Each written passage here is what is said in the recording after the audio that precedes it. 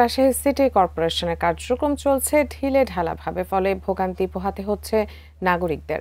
রাজশাহী নগর ভবনের সামনে থেকে এ বিষয়ে আরও জানাতে যুক্ত হচ্ছেন সহকর্মী বুলবুল হাবিব।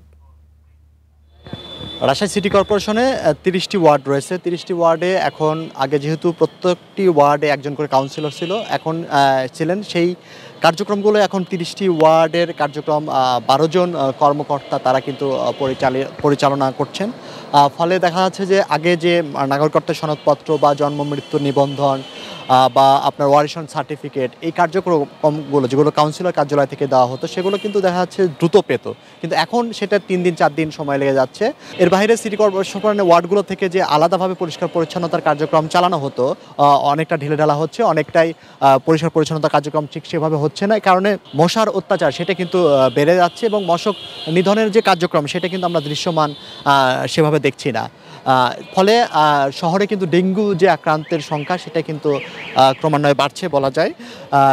এ পর্যন্ত ৭২ জনের মতো ডেঙ্গু আক্রান্ত হয়েছে গত ২ মাসে রাজশাহী সিটি কর্পোরেশন এলাকায়।